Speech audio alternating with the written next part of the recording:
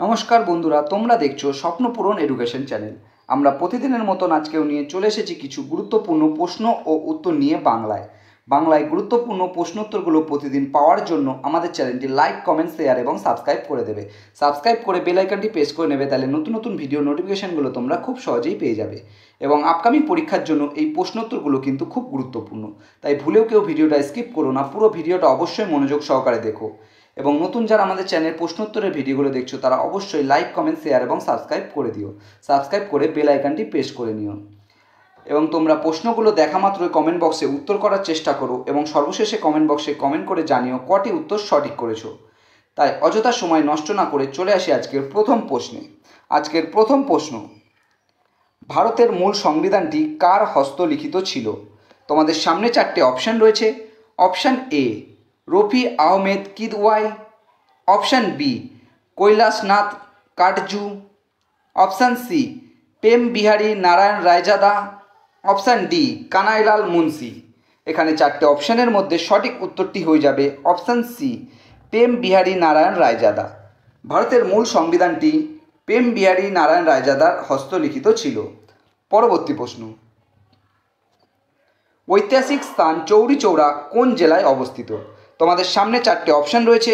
Option A Prayagraj, option B Gorakhpur, option C Kanpur, option D Agra. এখানে চারটে অপশানের মধ্যে সঠিক উত্তরটি হয়ে যাবে অপশান বি গোরখপুর। ঐতিহাসিক স্থান চৌরি চৌরা গোরখপুর জেলায় অবস্থিত। এবং তোমরা কমেন্ট বক্সে কমেন্ট করে জানাবে এই গোরখপুর কোন জেলায়, মানে কোন রাজ্যে অবস্থিত। পরবর্তী প্রশ্ন, ট্রাফিকের বিরক্তিকর লাল কুয়াশা প্রধানত কী কারণে ঘটে? অপশান এ সালফারের oxide, option B nitrogen oxide, option C carbon oxide, option D hydrocarbon. এখানে চারটে অপশানের মধ্যে সঠিক উত্তরটি হয়ে যাবে অপশান বি নাইট্রোজেন অক্সাইড। ট্রাফিকের বিরক্তিকর লাল কুয়াশা প্রধানত নাইট্রোজেন অক্সাইডের কারণে ঘটে। পরবর্তী প্রশ্ন, কেন্দ্রীয় তথ্য কমিশন নিচের কোন মন্ত্রণালয়ের অধীনে পড়ে? তোমাদের সামনে চারটে অপশান রয়েছে।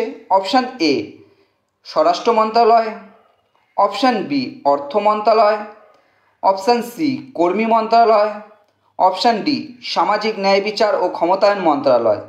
এখানে চারটে অপশানের মধ্যে সঠিক উত্তরটি হয়ে যাবে অপশান সি কর্মী মন্ত্রণালয়। কেন্দ্রীয় তথ্য কমিশন নিচের কর্মী মন্ত্রণালয়ের অধীনে পড়ে। পরবর্তী প্রশ্ন, নিচের কোনটি চুল বিন্যস্ত করার জন্য বিউটি পার্লারে ব্যবহৃত হয়? তোমাদের সামনে চারটে অপশান রয়েছে। Option A chlorine, option B sulphur, option C phosphorus, option D silicon. এখানে চারটে অপশানের মধ্যে সঠিক উত্তরটি হয়ে যাবে অপশান বি সালফার। নিচের চুল বিন্যস্ত করার জন্য বিউটি পার্লারে ব্যবহৃত হয় সালফার। পরবর্তী প্রশ্ন, ভারতের মধ্যে প্রাচীনতম ট্রেড ইউনিয়ন সংস্থা কোনটি? তোমাদের সামনে চারটে অপশান রয়েছে। Option A INTUC, option B CITU, option C AITUC, option D BMS. এখানে চারটে অপশানের মধ্যে সঠিক উত্তরটি হয়ে যাবে অপশান সি এআইটিইউসি। ভারতের মধ্যে প্রাচীনতম ট্রেড ইউনিয়ন সংস্থা এআইটিইউসি।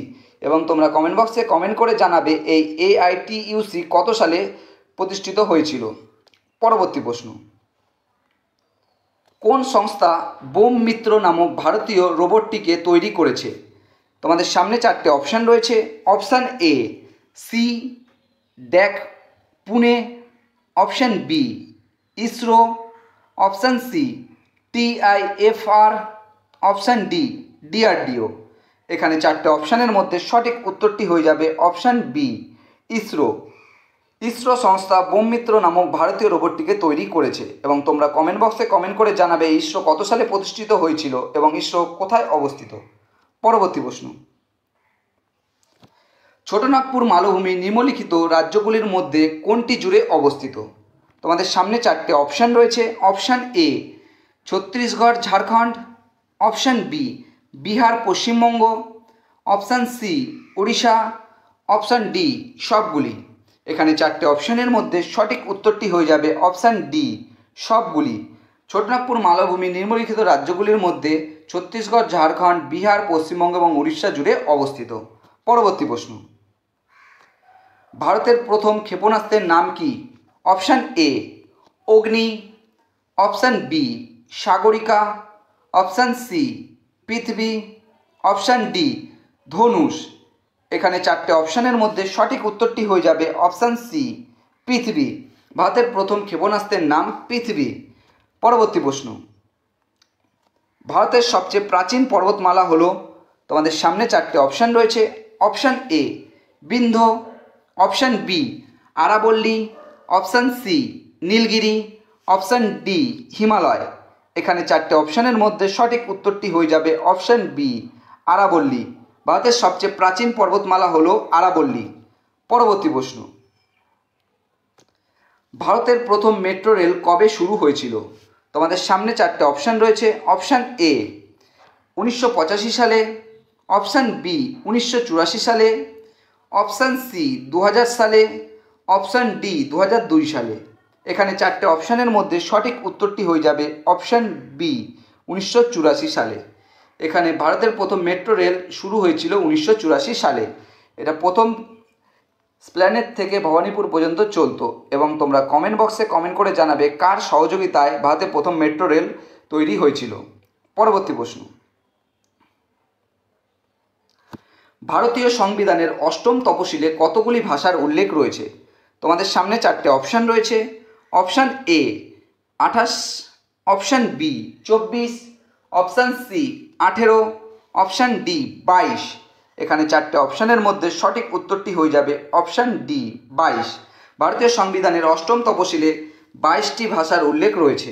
পরবর্তী প্রশ্ন, নিচের কোনটি জোয়ার ভাটা বন্দর? Option A Visakhapatnam, option B Kandla, option C Tuticorin, option D Chennai. এখানে চারটে অপশানের মধ্যে সঠিক উত্তরটি হয়ে যাবে অপশান বি কান্ডালা। জোয়ার ভাটার বন্দর কান্ডালা। পরবর্তী প্রশ্ন, নিচের কোনটি ভারতের সর্বোচ্চ শৃঙ্গ? তোমাদের সামনে চারটে অপশান রয়েছে। Option A Kanchenjunga, option B Nanga Parbat, option C Nanda Devi, option D Namcha Barwa. এখানে চারটে অপশানের মধ্যে সঠিক উত্তরটি হয়ে যাবে অপশান এ কাঞ্চনজঙ্ঘা। নিচের ভারতের সর্বোচ্চ শৃঙ্গ হচ্ছে কাঞ্চনজঙ্ঘা। এবং তোমরা কমেন্ট বক্সে কমেন্ট করে জানাবে কাঞ্চনজঙ্ঘার উচ্চতা কত। পরবর্তী প্রশ্ন, পশ্চিমবঙ্গের আয়তনের দিক থেকে সবচেয়ে ছোট জাতীয় উদ্যান কোনটি? তোমাদের সামনে চারটে অপশান রয়েছে। Option A Buxa tiger reserve, option B Jaldapara জাতীয় উদ্যান, অপশান সি গরুমারা জাতীয় উদ্যান, অপশান ডি সিঙ্গালীলা জাতীয় উদ্যান। এখানে চারটে অপশানের মধ্যে সঠিক উত্তরটি হয়ে যাবে অপশান ডি সিঙ্গালীলা জাতীয় উদ্যান। পশ্চিমবঙ্গের আয়তনের দিক থেকে সবচেয়ে ছোট জাতীয় উদ্যানটি হল সিঙ্গালীলা জাতীয় উদ্যান।